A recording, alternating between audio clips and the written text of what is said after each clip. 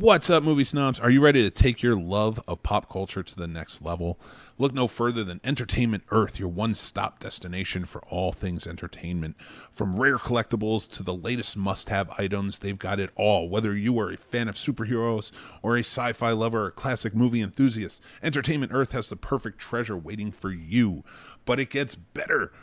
By clicking the affiliate link down in the description below, you'll get an exclusive discount just for you being our amazing viewer, and we thank you guys. Get 10% off if you click on the link below, and if you spend $79 or more, you get another 10% off and free shipping. Check it out. Take advantage of this because it is truly awesome.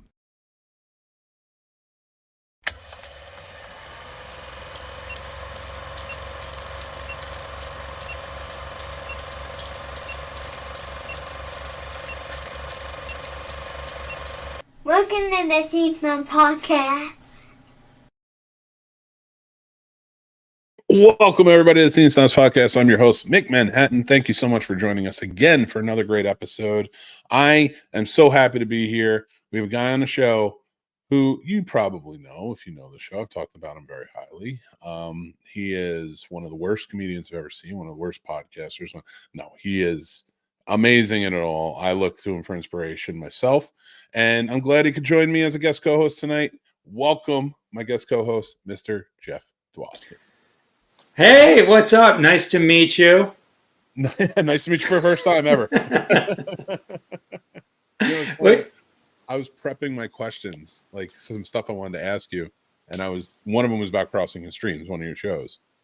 And as soon as I was like, oh man, that was the first show on the network. And like I had a tender moment for a second, then you had to ruin it by saying we just met. I used to do that like when I was doing stand-up comedy. If someone went on and on about me, and I'm like, oh, great guy, just met him backstage. I love it. Let me say before we start, Entertainment Earth, your sponsor or the one you were pushing, is awesome. I haven't bought from them in a while, but you brought back some good memories because I used to be obsessed with toy collecting. Nice. And so I've got like tons of Twilight Zone toys actually on my shelf that I bought from Entertainment Earth. I have tons of Twilight Zone stuff that I've bought from Entertainment Earth. It's like I used to live for that catalog. And you know what? That's so cool you said that. I would have never even think to look for things from the Twilight Zone. As much as I love the series, I collectible wise for me, like I would never think. It's just not one of those ones I gravitate towards. It's so cool you said that though, because I really want to check out like what they have and what other people have for that show. It's amazing. I think I had some like not life size, but like 12-inch dolls on my dresser. I have the little the little thing that gave you the tickets from the William Shatner episode where the tickets came out. I have that, and I have kind of the opening theme. It's kind of a montage, little standy thing, and a Burgess Meredith little tiny bobblehead. From the episode where he's left with his glasses breaking. Great episode, and yeah. To even have all that, and I love bobbleheads. So yeah, of course you had to say bobbleheads. Now I'm gonna want to see all this stuff, but you know what? You should take pictures, put it on your social media so we can see. I probably have if you probably Google Twilight or go to Twitter and like Twilight Zone and Big Macher or something, it probably comes up because it's on my shelf with all the DVDs. I have the entire DVD collection, which I don't even have a DVD player, so it's literally just I have a To Serve Man, I think like 12-inch doll, that kind of thing. Doll, I call it a doll. Might have a talking Tina. I don't know. I don't remember. But I have a few of them. I went through this phase where I have all these Simpsons toys, when they were rolling out those characters and all that kind of stuff. So I have boxes and boxes of those in my basement, and Beatles from the Yellow Submarine collection, and tons of stuff like that. So it's just like shelves of stuff that one day I'll need to get rid of. I got into the movie Maniacs. Remember the Todd McFarlane movie Maniacs? I think he even did a Yellow Submarine line. That might be Todd McFarlane. I remember sitting at Todd McFarlane's story is fascinating one where he was doing Spider-Man, right? And he was inking Spider-Man, and it was like he made it like the #1 comic, right? And then they said, like most corporations, well, oh, now that it's popular again, we're going to take it away from you. And when they took it away, that's when he created Spawn, which then went to outsell Spider-Man, Batman, Superman combined. Yeah, that's. I feel like there's some rare creators out there, some rare artists that you're just like, don't push this dude. He's going to come out on top, and he's one of them. I was at a restaurant, like a breakfast diner, and I'm sitting there and I'm looking at this guy. He's an older guy, and he's got like this McFarlane Toys jacket on, because McFarlane Toys is in Michigan, or at least it was, and I'm like, damn, that is a lot of McFarlane for one guy. He had like a hat, and I said, are you affiliated with Todd McFarlane? It was his father. That's fantastic. Yeah. That is awesome. So let me ask you, because you were talking about Twilight Zone and talking about Spider-Man, things like that. You're a big fan of the pop culture, especially television, movies and television, I would say, but like you have a lot of knowledge about like older shows. Is that just something like kind of like you gravitated towards as a kid? Were you a latchkey kid? Like, how did that come about? I think I was just kind of the shy kid, maybe not a lot of friends, didn't go, just kind of watch TV, and that was sort of my escape, so like I credit like the Twilight Zone for a lot of things, like when I was writing, though I never became a writer, that style of writing and the twists at the end, and I even kind of credit a little bit to comedy and stuff like that, just having that in my head, and the knowledge of how well you can just twist something at the end. It's not that the Twilight Zone was funny, but conceptually it put the idea in my head that you can turn on a dime at the end of a story and mean something else. I just adapted that for comedy, but yeah, I was obsessed. Rod Serling was like, I have all his books. Like I mentioned, like there's like a third of one of my shelves. It's just Twilight Zone stuff, and it's like I just love it. So nice, man. Well, and so besides the Twilight Zone, were you also like Outer Limits? Was it sci-fi in general, or they kind of span all over the place? Twilight Zone was just something special for you. It was really just, I think, Twilight Zone. I never even considered it. I never thought of it as like sci-fi or any. I didn't consider it any genre other than it was just really cool stories that kind of flipped it on your head at the end or made you think in some way. I always thought that was just the coolest thing about it. Which I always thought, like when Jordan Peele brought back the Twilight Zone, right? So I mean, it's been brought back a few times, and it's never ever worked really as well the way it did the first time. But this last time, I thought I didn't love it because one, it was in color. I guess the other ones were in color too. But there's something about it being in black and white that's kind of cool. And there was something also about the fact that they were just 23 minutes or whatever a 30-minute episode was, right? Jordan Peele brought it back, and they were like as long as they needed to be because it was on Paramount. What was it on? Paramount or something? And it was like, to me, there was something about being able to tell that story in only that time frame and being limited to that time frame that made the Twilight Zone kind of special in what it was. If you all of a sudden expand, anyone can make an hour version of something. I mean, it's like, give me a story in 24 minutes. You know what I mean? Like that's where the skill comes in. You know what I mean? Because even the Twilight Zone, when it went to an hour during its run, I think like the 5th season or something, it was not, no one talks about that season. It wasn't as good. And then they went back, so yeah. Yeah. So something like that. And it makes me wonder, like, cause you are you're a comedian, for lack of a better term. No, I'm sorry. You are a comedian through and through. And so doing stand up and putting together joke structure and stuff like that, like you said, a lot of it was inspired by that, being able to switch a point. How has that like been when you incorporate it in your comedy? Has it like, are there any certain things you look for when you're writing? It's yeah. I mean, it's just the idea of when you're writing something and you've got to twist it, because it's really the catch 'em at the surprise at the end that is the excitement, or if you're doing comedy on stage, it's sort of that that what makes people laugh, because it's the unexpected thing. So it's about trying to find something that isn't the most obvious thing and bring that to the forefront, where then when everyone hears it, they go, oh yeah, of course.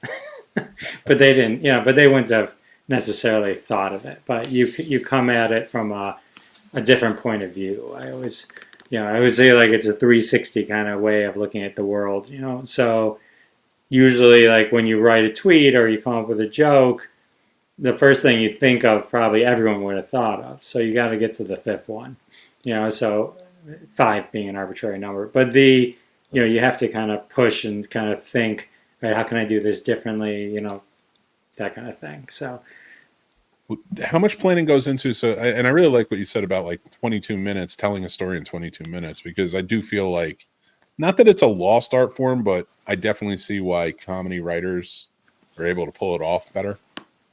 Because I just feel like that's, and we were talking about comedians and such, comedians just kind of have a better sense on timing. So when you see a lot of the 46-minute shows that maybe should be shorter, especially in streaming world today, how much of, like, for you, when you're watching a new show and stuff like that, and I want to get into the planning after this, but when you're watching a show like that, can you tell, like, oh, they just they're filling things here, or they're doing that, just from being an avid TV watcher, but also having that experience? Yeah, I was listening to a writer, like a filler episode or something. Like, is that what you mean? Like, kind of, yeah. Well, I know Michael Jamin talks on that a little bit. Like, there's him, yeah. like, there's definitely, like, I don't know that I fully agree with that, because I do feel like that, the network comes to you, and I've seen it firsthand personally, where it's like, all right, we need like 3 more episodes. What do you got for me? What's being thrown together? That's, when they would do like 24 episode seasons, which was what used to be, like, a long time ago, that was normal, 24 to 30 or whatever.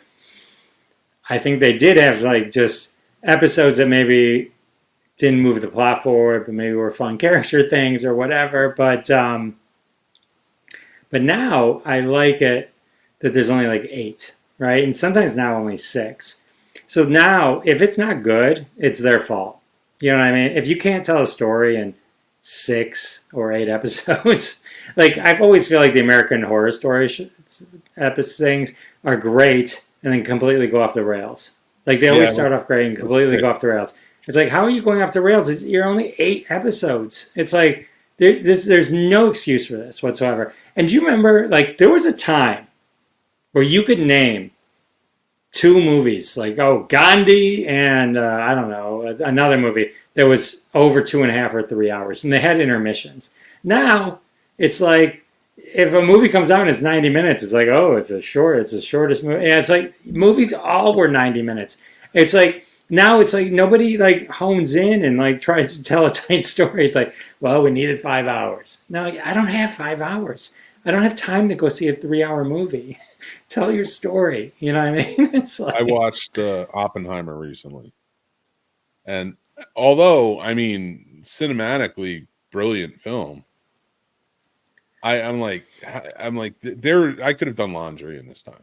Like, there are times I could have really gone out and just done my laundry. I should have watched this at home, sort of thing. Like, you're killing time at this point. The thing with Oppenheimer, I saw it also, and it's, I found it, I need to watch it again. And I don't have time to watch a 3-hour movie again, because I'll be honest, I knew nothing other than, he made the bomb, right? That was the extent of my knowledge. And they're kind of like jumping time back and forth. Like, there was an assumption that you really knew what this story was going in. You know what I'm saying? So, like, at some point, like, I went back and I'm like, that scene actually took place after all that stuff. Okay, I get it now, I guess. So it was like, I had no concept of the depth of this story. That's why I went to see the movie. But the movie kind of, it starts after the bomb, goes back, it's jumping ahead again. It's like, I don't know. I mean, I guess if I went and saw it again and then understood what they were doing, I I could like play along or like keep up with it. But like there were times where I was confused. I didn't know that this part was before that part, and that kind of thing, because I didn't know the story. It wasn't. How many people know that story? I knew. I mean, other than that, they built a bomb and they dropped it twice. You know what I mean? So, exactly. Yeah, I knew Oppenheimer and I knew Truman. That was it. And like even Oppenheimer, I knew by name, like the guy who created the bomb. So, and I understand, like there are some history enthusiasts, but like this is a lot of time to dedicate on this man that I'm not saying shouldn't be told, but it didn't need to be 3 hours. It's for damn sure. Right. I'm like, oh, he had affairs. Okay. I mean, is that the? I mean, are we trying to get down to the? Like, is the movie about the man, or is it about creating something that could have destroyed the world? And it doesn't matter how many people he was sleeping with or who he was sleeping with. You know what I mean? Like, it was interesting though. I mean, it was like, just the whole kind of government at that time and how communism really played into it, or people. I don't know. It was great. I'm right there with you. And my problem was I saw it at a shitty theater. The sound sucked, so it was like. So I need to see it again. I'll see it when it comes out on like HBO or something. Well, I saw it at the Alamo Theater, so I was at Alamo Draft House. So I was like, "Oh, Los Alamos. Okay, I'm right on track here. Let's keep going." So I watched that. I watched this movie. It's great. If he doesn't win the best actor award, it's a travesty. But it's too long, and I feel that way about a lot of like John Wick 4 should not be 4 hours, 3.5, 4 hours. Is it? I haven't seen one John Wick movie. Watch the first one. I'm not saying don't watch all of them, but watch first one, see if you're into it. If you're not into it, it's just not for you. I can't imagine watching 4 hours of just people just getting killed. And that's it. There's nothing to get. There's nothing to sneak into. Like my wife was asking about the new TV show that's coming out, The Continental, and she's like, "Are you gonna watch it?" I was like, "Yeah, I might check it out just to see." She goes, "What's it about?" And I was like, "People are gonna be killed in the hotel." That's it. That's what the John Wick. We're dealing with assassins. It's not rocket science, but whatever. That's just me. Speaking of bombs, Expendables 4. My God. Oh my God. I don't even think it could have even tried to make less money. I want to know what they were thinking. That had to have been Jason Statham, like, all right, Sly, I owe you everything. You're my hero. I'm in. And then immediately should have just been like, nah, man, I'm not doing any more movies with you. I don't know what it is. Maybe it's me. I mean, maybe I'm just completely lost the pulse of everything, but they're like, oh, it's Expendables 4 came out and it bombed. I'm like, Expendables 4 came out? I had no idea. Like, I had literally no idea that movie was even released. Until, like, they're talking about how it made $3.8 million. And I was like, oh, okay. I don't think, like you had to have been dead to not know Barbie and Oppenheimer were coming out, right? Yeah. I mean, you there's no way anyone can say I didn't know that was happening, and they both kind of, benefited from that. But I didn't know Expendables. I don't know what movies are coming out. I don't get the papers, so I don't read the thing anymore. It's like, I guess it's only one thing on the sponsored tweet or whatever on Twitter. Did you know it came out? How do you even know it came out? I mean, who keeps up with Expendable 4? I keep up with the trailers for it, and I remember seeing the trailer for Expendable 4 maybe like a month or two ago with Megan Fox and everybody. I'm like, all right, you got Jason Statham and Sly Stallone back, and that's it. You didn't get anybody else back. Nobody wanted to be here for this. And Dolph Lundgren. But I mean, come on, that's not a stretch. So you get them all back, you bring them in, fine, make your movie. What are we, again, it's like the John Wick, like, what are we telling here? What is the story now?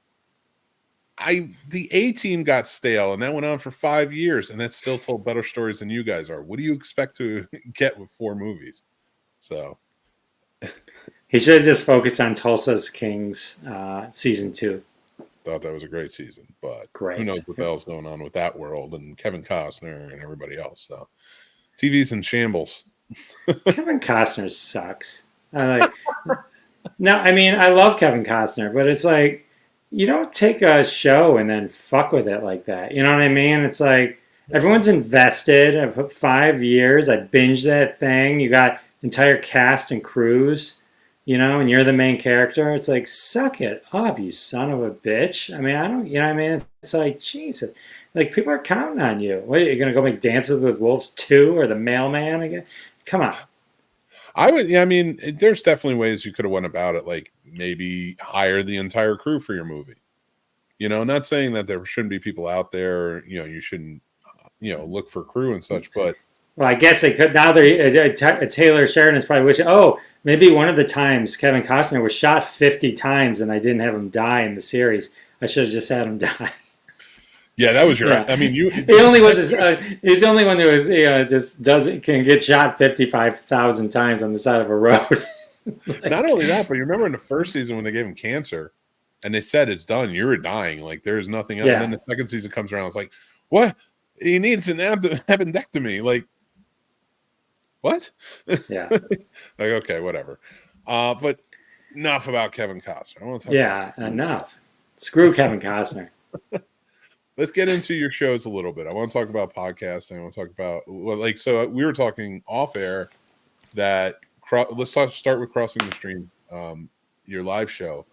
I love the show. I get most of what I'm going to watch from it, and that's not bullshitting. I literally I watch the show, and then I go and I'm like, okay, I have a show to watch. Like at least one show and some movies to watch now. But can you tell us about Crossing the Streams, like how it came to be?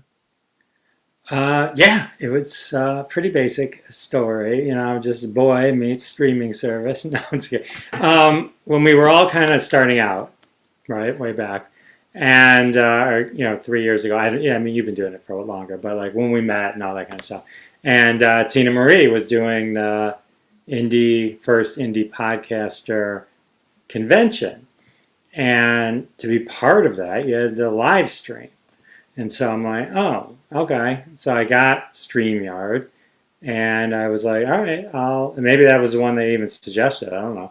And so to be a part of it, to do an hour or whatever, I bought the streaming software. And then I decided, I decided, it'd be fun, I guess, just to do something, right? And so on my podcast, I had done 2 episodes called Crossing the Streams, because early on I had no idea how to fill content on a podcast.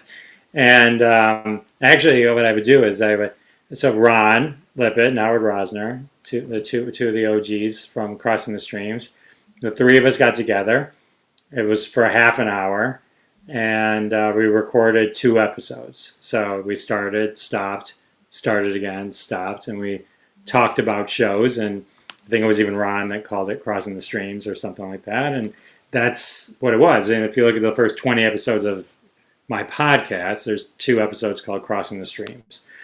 And so when we decided to do the live show, I thought, it's fun way to just hang out with friends. And the other thing was, I realized that I was being asked on a lot of shows, guests on a lot of shows, and I didn't have a way to reciprocate, because having podcasters on my podcast didn't fit the format of my podcast, or at least what it eventually, what it was becoming and became. And so I thought, this is good. I'll do this, and then they come on, and it's pretty low touch. It's casual. You come on, you talk for 6-7 minutes about something, a TV show or movie you want to talk about, and then you can banter during the rest of it. It's pretty low key. You don't have to worry about carrying an hour or whatever.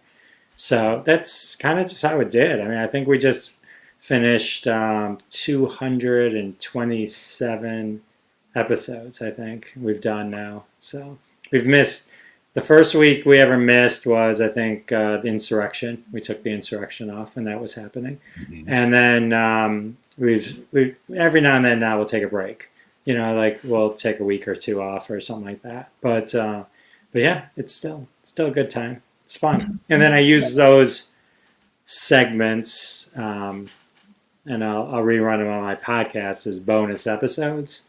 So I'll do like a Thursday episode where I'll take every Crossing the Streams live show we do, say 4 or 5 different shows. So I'll take one from 3 different shows, and then I just put those together into a bonus episode. So. Oh, that's awesome! And I have seen you putting it up with your show, Classic Conversations, and I think it's great. I think Crossing the Stream is great. You should check it out. Like again, like I found so many great shows off of it to watch and binge that I would never think of to go and check. And especially you shed a light on documentaries, which I really appreciate personally. Yeah, I like it. I mean, it's not that we don't talk about new shows. Like I talked about Ahsoka, but it's not like our focus. Like some shows are all like covering the episode 10 seconds after it happened or something like that. It's sometimes we'll talk about shows that haven't been on the air for 20 years. But that you can find and kind of rediscover.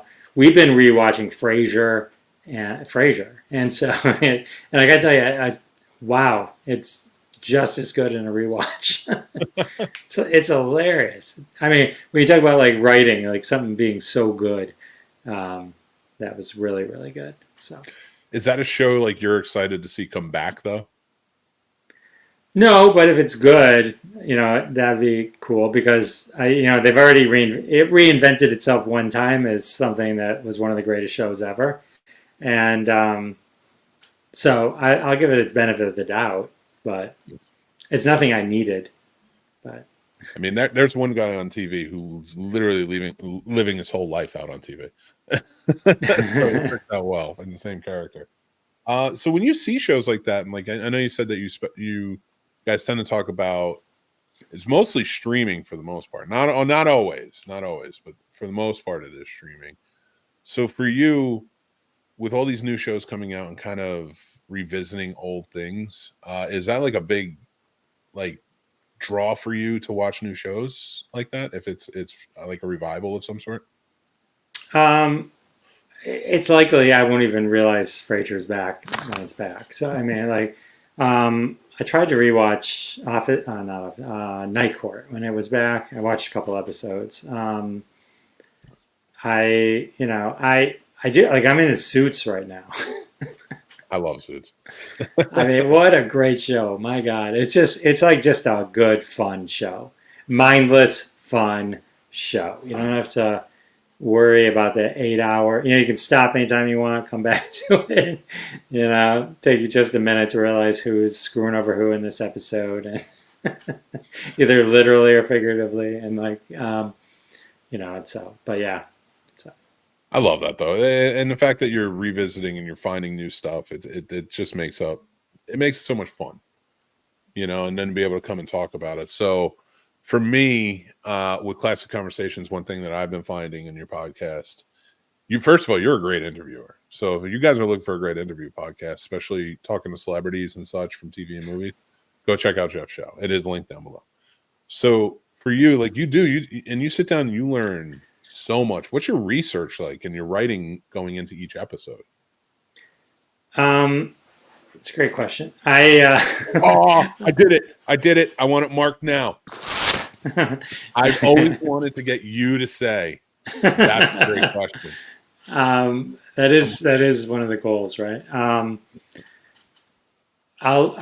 So a couple of things I do. I do the obvious stuff. I look at their wiki page. I always try and find stuff from multiple sources. I listen to them on other podcasts to see what they like to repeat a lot, because sometimes then I'll choose maybe to not go in that direction or kick myself if I accidentally trigger their response that they've done 50 times.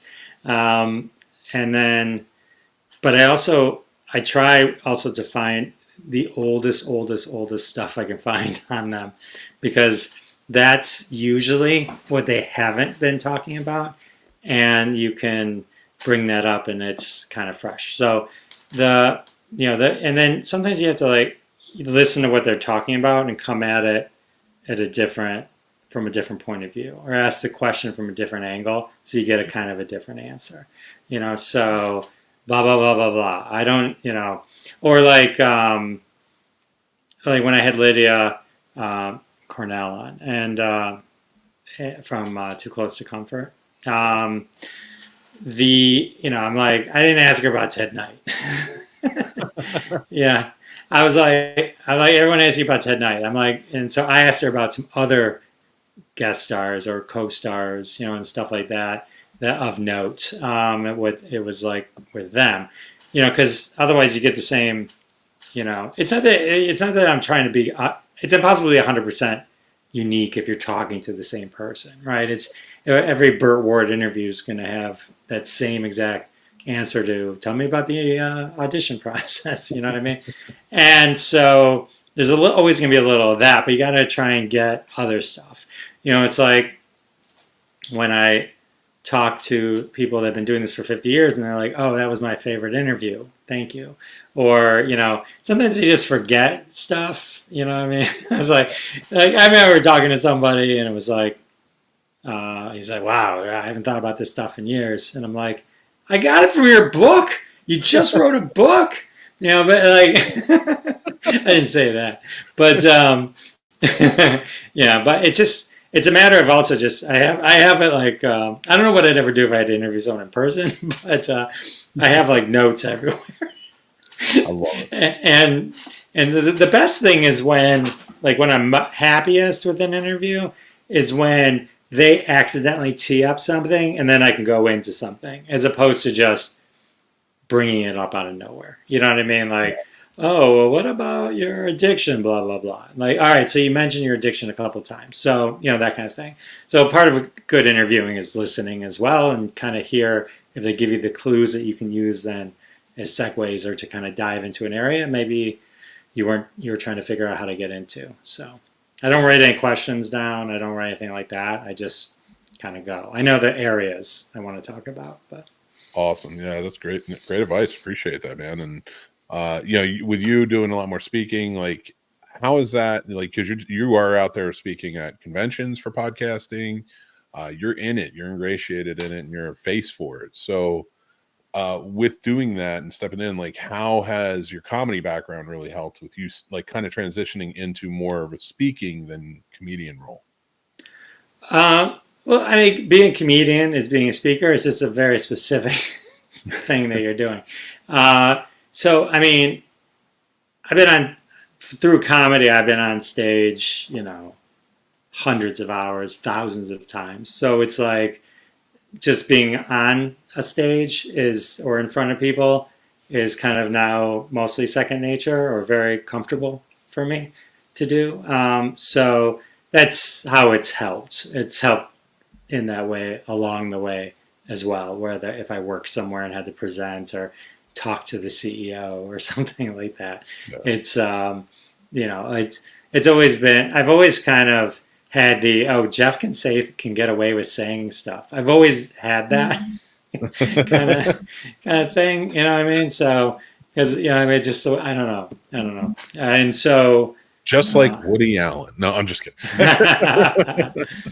But yeah, so no, and I joke, of course, but you not about this. I joke about the Woody Allen, but with this, you've transitioned so much, and like you write down social media guru. You talk to a lot of people. You work with a lot of people. Stampede Social. Let's talk about that a little bit because that has a really interesting background on how you guys started that, and if you could elaborate a little bit more, tell us about it. Stampede Social started with an obsession with Twitter. I had for 2015 to January 2023, we kind of had this huge Twitter community where we would trend hashtags and play hashtag games like marriage in 4 words, that kind of thing. You may be familiar with them if you watched At Midnight on Comedy Central way back when, or Jimmy Fallon does them occasionally as well. And so we would trend all these things, and then we started building sort of like automations to help us run this community so that it would help us. And then that we started to, it got real serious in terms of like the things we built were crazy. I mean, insane. And I won't bore you with all the details, but we had a lot of stuff very coolly automated. And then we started creating technologies that could help deliver content better, like call and response type stuff, do this, get an auto tweet. And so we started doing that. We were working with large brands. And then we made a kind of a decision, which turned out to be brilliant, of moving away from Twitter and focusing on Instagram. So on Instagram, then we kind of created this entire suite, more of an engagement tool for creators. So working at Little Caesars, I worked at Little Caesars headquarters, and I was in the marketing department. So I was doing social for that $1 billion company. And so I was working firsthand, so I could see some of the things that agencies would do with large brands and what they needed and didn't have on Instagram, which is, as everyone knows, one of the largest social platforms, but a lot of things you can't do really great on it. From a podcaster point of view, you can't really get your links to your episodes to, go to my link in bio, or please, everyone, just stop putting a URL in your captions. No one can click on them. No one can copy and paste them. Just stop. Just don't do it. So we created a technology that, if I was talking to you, I'd say, hey, comment below, #snobs. And I'll DM you, and I'll auto DM you a link to the episode. So people comment, #snobs, and then they get a link. And when they get that link, what's cool about it is it's not just the web. It's not just the URL to my website. It's a different version of the URL. So when you click on it, and the URL I sent you is unique to you. I sent this link to Mick. I know if he clicked on it, I know he was listening to this Snobs episode. I know all that stuff. And then you kind of like extrapolate that over everyone that makes that request over 6 months, a year, and you can you're collecting all this in a database, right? And so you start to really understand which posts are driving the most reaction. So if you're into data, you can start to really dive into all of that.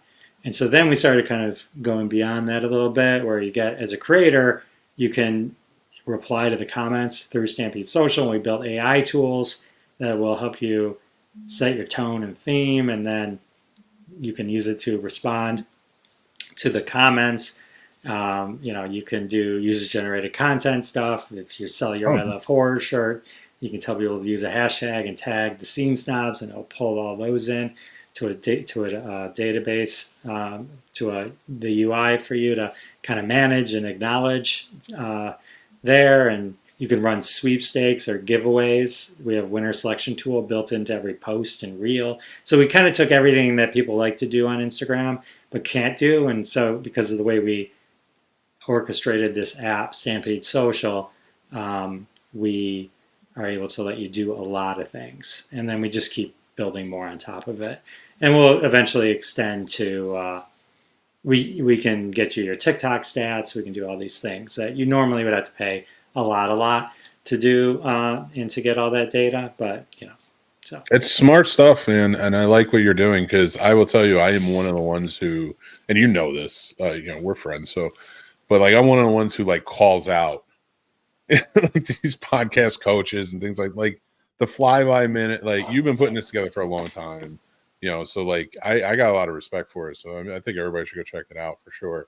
And then #snobs. So that way you can go to snobs, get a link to go to snobsmerch.com. But until then, go to snobsmerch.com. So for you, like getting into this and planning it, where do you see, like you must have like your finger on a bit of the pulse of like what's going on with social media and how things are changing, Twitter kind of going one way, Instagram getting bigger and more. So for you, where do you see, maybe just a broad overview, but like where do you see social media like kind of going towards? What's the trending sort of interface, if you will, or something like that? It's changing all the time. I mean, YouTube's really big, by the way, for podcasters right now. I don't know if a lot of podcasters realize that YouTube's like one of the biggest apps for people listening to podcasts, whether video or not. And then YouTube Music is starting to pull in stuff. But I was just at Podcast Movement, and like that was one of the things that they were talking about. Like YouTube is one of the biggest things. So you should be and you can designate something a podcast. I don't get tons of people listening to my thing on YouTube, but it adds up because I think people just look at the one that's recent. So I got 50 on my recent one, but 9 on the one I did before that, and 100 on the one before that. But if I look at my stats, all of them are getting it, right? So maybe I'm getting 100 a day, but that's like 3,000 a month. You know what I mean? And that's if I don't do shorts, right? Shorts can jack up that number really nice too. And so the reason I didn't love YouTube in the beginning is because it didn't count for your RSS feed, and I was like obsessed with that number. But then I let go of that. But you definitely should use YouTube. You should definitely have yourself there, because then there's also, it's a discovery engine. So even if they just find you there, you can put links in the captions, not in shorts, but in the posts that you do, and you can link them to your Chartable Smart Link, or your Apple, Spotify, whatever, wherever you want to send them. So that's good. I mean, TikTok, I haven't really cracked TikTok or Reels. You know what I mean? But you do a better job on TikTok than I do. I don't have the patience for it, and it's like my brain is an older person brain, so I don't get the whole don't waste that for a second. Really? A second? You lose them in a second? Oh yeah, you lose them in a second. And so it was like, so that kind of stuff. So yeah. But yeah, it's weird how entertainment's going, and I don't mean it in a bad way. I think it's just different. We're never going to lose familiar things like TV shows, stuff like that, or the 3-hour movie. But I do like the short form content that's being put out, something different, and it can be done in a video, or it can be done in a picture even. Hell, it's just a lot of fun to kind of witness all of that. For you, kind of navigating this and just kind of get an overview of, navigating social media, navigating the podcast world, and even like with comedy and things like that, like how much would you say that all of these industries, even like the newer, like podcast isn't new, but like it's becoming sort of a new industry, but like, how would you say they all kind of work together? Do you think everything sort of works together well, or could there be changes or fixes? I don't know. That's the best answer I think I've ever had on this show. That is the best answer I've ever, and I'm leaving it at that. That is the greatest answer, because somebody said, I don't fucking know. Like, shut up. Like, no, that was perfect. Oh man. Jeff, man, I appreciate you coming on, talking to me, shining some light on some things I didn't know. And just being an all around awesome guy, man. Thank you so much. You're awesome, Mick. I do. I've always appreciated you. You're giving fella. I mean, you mentioned it in the beginning, like with crossing the streams, and you're like, oh, be on my network, or that kind of thing. And that was a big deal. I don't remember why we aren't on it anymore. I think you reshifted everything. And I needed a break. Yeah. But I appreciated it while we were doing it. That was always so cool of you. And you're always looking out for other people. You put out great content, so you're a good role model as well. So. And you are awesome, and definitely go check out Jeff's shows. Check out Stampede Social. All the links are down below. Man, before we go, is there anything you got going on? Like October's coming up. Anything you're watching, doing? Like what's going on with Jeff Dwoskin? I'm just obsessed with Suits, and that's really it. I'm still upset. I didn't love the new Indiana Jones movie. It's all. That's pretty much it. It's pretty much it. Yeah. I can understand that. And keep watching Suits. I can't wait to hear what you think of the end. But thank you, Jeff, so much. And I really appreciate you coming on and doing this and hanging out with me. But we're going to let you go now and move on to start shutting down this show. All right. Anything you want to say before we go? Go to Classic Conversations on Apple or Spotify and listen. It helps if you listen to every episode like 10 times. That's what I hear. And learn more. Thanks, everyone. Yes, absolutely. Thank you, Jeff. Appreciate it. Do not sleep on Jeff's podcast, and do not sleep on Classic Conversations. They're fun shows, man. Like Jeff as an interviewer has been truly amazing, and you're going to go back and you're going to find great names that you're going to want to check out. Like, and he's talked to producers that like I've really always looked up to and just had really in-depth conversations with them. But there's celebrities, you know, all walks of life are on his show. So go check them out. Go to the links down below. It's just so much fun. It's a great time. But let's see what you guys are saying in the comments. Dan, thank you for being first. Arnold, thank you for joining in tonight, man. I appreciate you. Sci-Fi Lover sounds like a great Saturday night. Yeah, damn right. Twilight Zone. Not those kind of toys. We know what kind of toys you meant, Dan. Oh, thank you, Arnold. I appreciate that. Your guest has a distinctive accent. Where is he from? He is actually from Antarctica. No, I'm kidding. Of course, he's from Michigan. That is a Michigan accent. Tales from the Crypt was a great show. That's put it up there near Twilight Zone, but I don't know that. I mean, Twilight Zone is like the king, but Tales from the Crypt is great. I love the courage and frankness of the guest. I love people who are not hypocritical. I respect them. Are you watching the same interview? No, I'm kidding. Of course, Jeff's awesome. Has to be subtle when it's short. Peel is never subtle. You stop hating on Peel.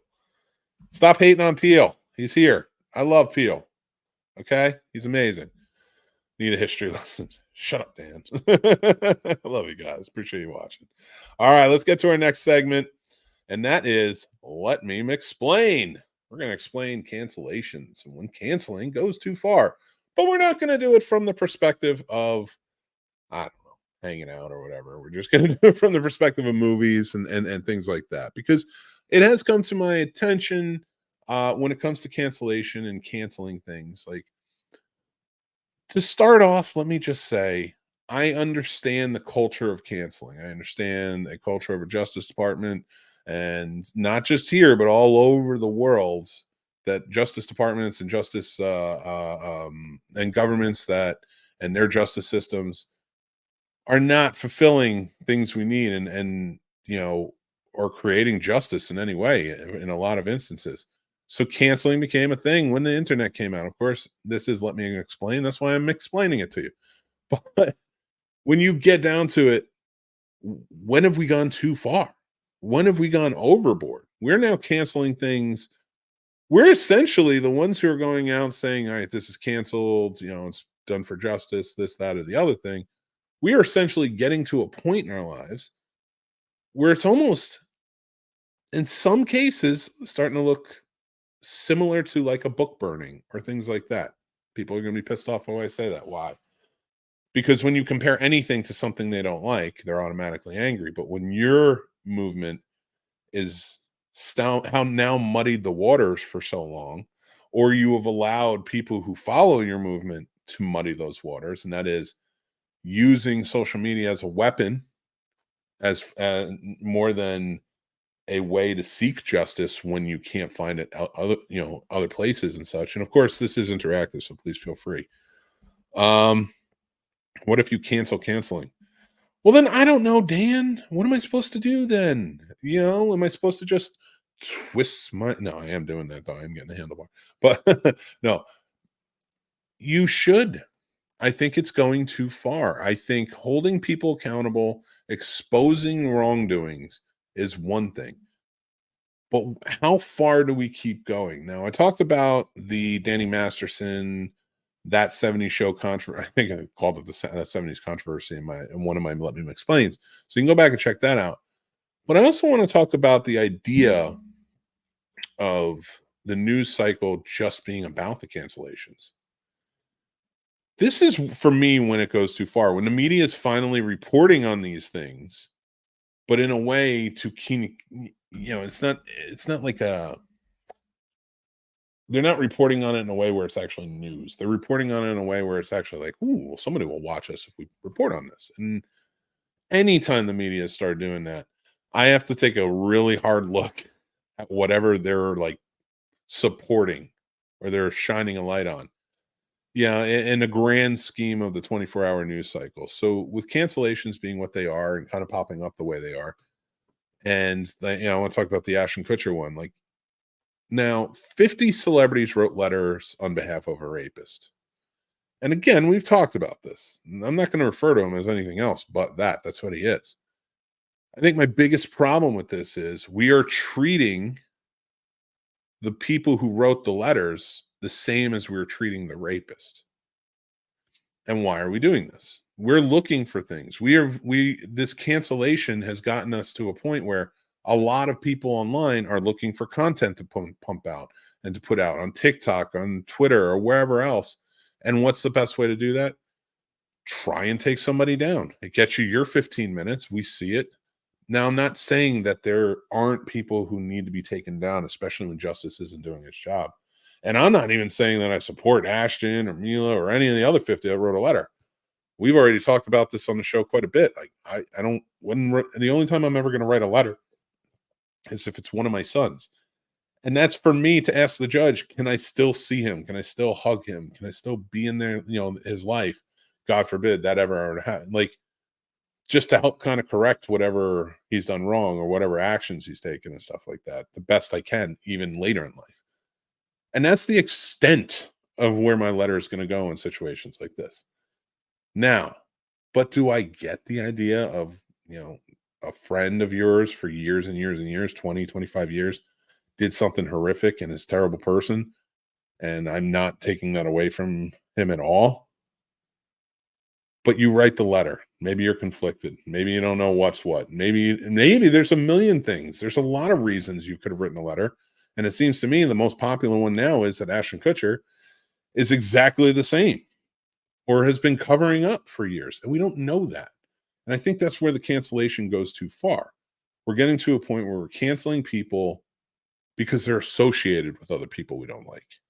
And honestly, it's becoming about not liking anymore, or doing something that you don't like. You don't like this person, or you don't like their music, you don't like their acting, or whatever else, you don't like their content.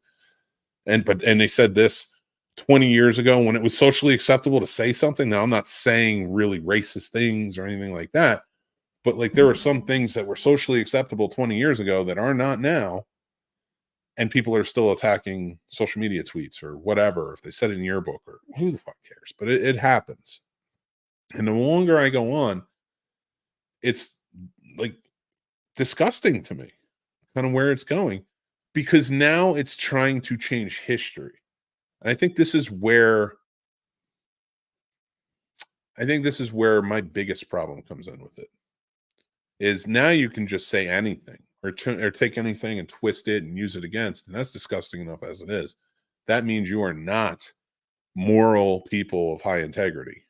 If people are doing that, especially if they're doing it to try and get up on one another, like somebody seeking justice and not being able to find it, victims of assault, of rape, things like that, victims of murder, victims of really true, honest victims, not somebody who was mad because a celebrity didn't give them an autograph outside of a supermarket, and now you just want to talk about how they're Jeffrey Epstein's best friend. Like, shut up.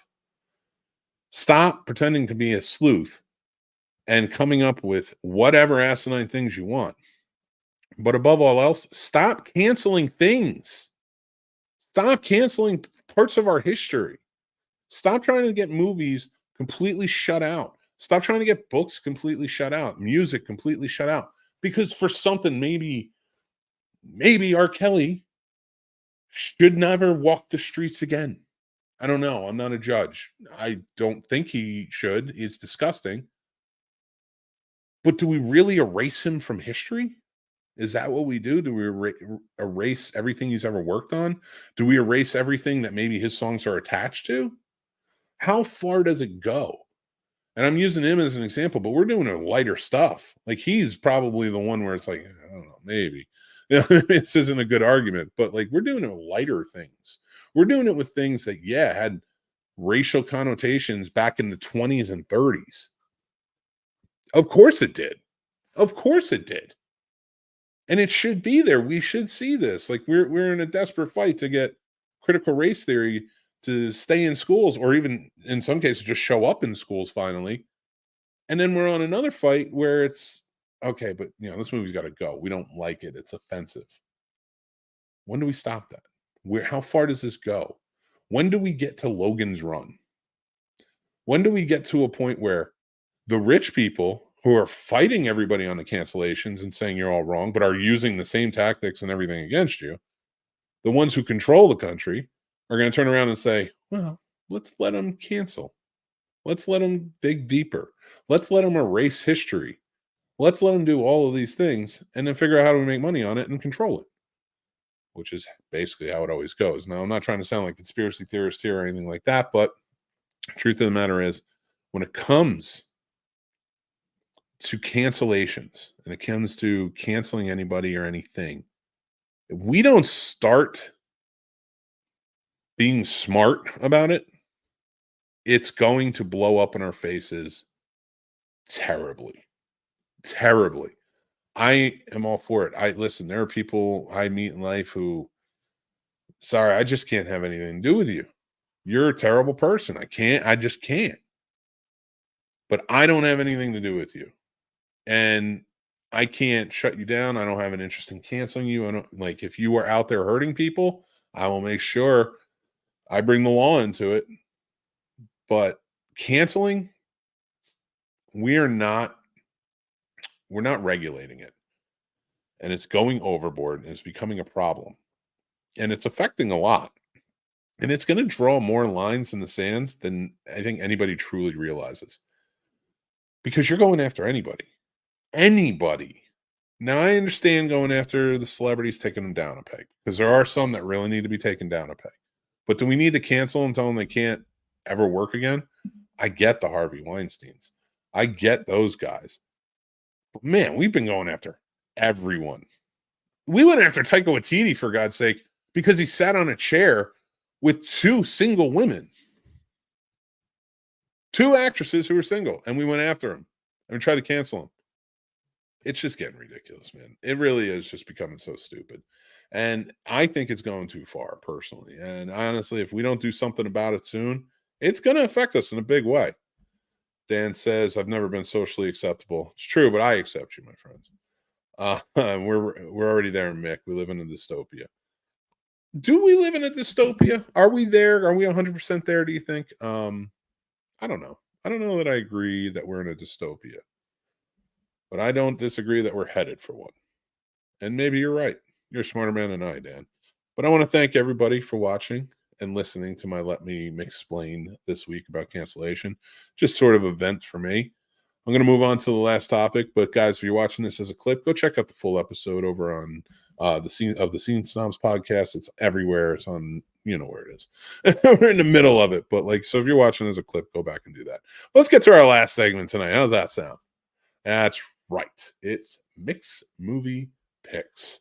And we are going to, last week, we did 1965, baby. And I did Cincinnati Kid. If you haven't seen it, go check it out. It's a Steve McQueen movie that is awesome. And it's about card playing. And I absolutely love it. That's right. So last week's winner was from 1965. You guys voted. And then I pick a movie from that year. You can vote on our Discord. You can vote over on our Facebook group. We have the Snobs Nation Discord, Snob Nation Facebook group. Thank you so much for voting this week. And actually, we have a pretty fun one. We had 2. We had 2 years that were chosen. It was a tie. So I thought for this one, I'll do 2 movies, right? So the winners were 1972 and 1998. And I want to thank Ward and I want to thank Chris for voting. I appreciate you guys. And so I went with Deliverance from 1972 and A Night at the Roxbury from 1998. If you haven't seen these movies, you absolutely should. Now, one is not a comedy and is actually pretty horrifying, and you should watch it because it has a great story and a great tone and a great message to it. So please go for it. And great acting all the way down. And it's famous for many things. The other one, completely a comedy, completely asinine, completely crazy, but one of my absolute all-time favorite movies. I love A Night at the Roxbury. 1998 came out when I was in high school. We had a great time with it. The SNL at that time was so much fun, and the Roxbury guys were just fantastic. So when they made a movie about it, they're so quotable. It's so amazing. I'm always all in for it. I absolutely love A Night at the Roxbury, and I love Deliverance. Fantastic movies. Tim can recite Roxbury from memory. I believe it. I believe it. Tim, who's also math on our show, Math vs. Smash. So you don't know him, but yeah, so that is my mixed movie picks for the week. Go check out Deliverance or go check out A Night at the Roxbury, either or both together. They are not a good pair, though. I'm going to tell you that straight up. They're just not a good pair. So that's my picks. Next week's years are 1956, 1977, 2002, and 2019. Look for the flyer to go up on our Discord and our Facebook group tomorrow, and you guys can vote in the comments, and I'll let you know what the winning year is next episode. And thank you guys so much for watching. But if you are watching this one, we're about to end the show.